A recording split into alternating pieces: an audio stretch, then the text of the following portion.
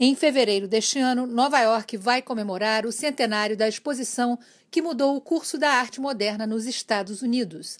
O Armory Show de 1913 introduziu um elenco de artistas europeus e de ismos, fauvismo, cubismo, futurismo, a metrópole, que se destacava, mas ainda era jeca em matéria de arte moderna.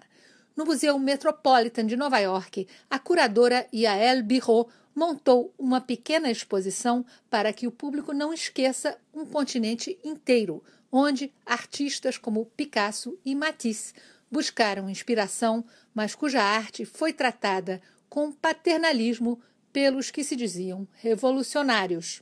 Por que é importante introduzir na conversa a renascença do Harlem? So, telling the history of the reception of African art in America, which is really the focus of this exhibition, I felt that history, the Harlem Renaissance and the reappropriation by African American communities of African art during the late 1920s was a very important part of that history and could not really be left aside because it is so constitutive of the American reception. Em 1984, o Museu de Arte Moderna exibiu arte africana junto com arte moderna e aquela exposição foi muito controvertida. Você pode comentar sobre isso?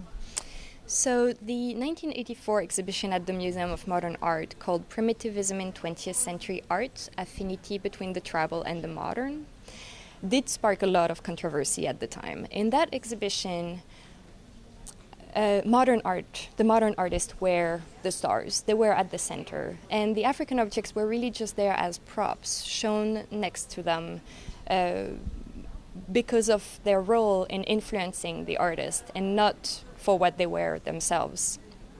What I wanted to do here was switching the focus and really putting the African art at the center, where we do have a number of modern works in the exhibition, as I was saying, just Picabia behind me, and then we have a work by Matisse, one by Picasso, a Diego Rivera.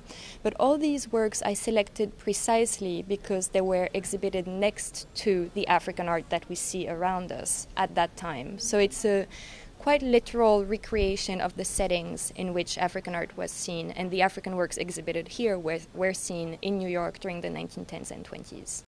African art probably has now more weight in the field of art history as maybe it had in the early 80s. A lot of exhibitions were organized that were also critical exhibitions looking at how African art has been exhibited throughout the 20th century. This shift of power, I guess, if I may use your word, I think that's something quite different.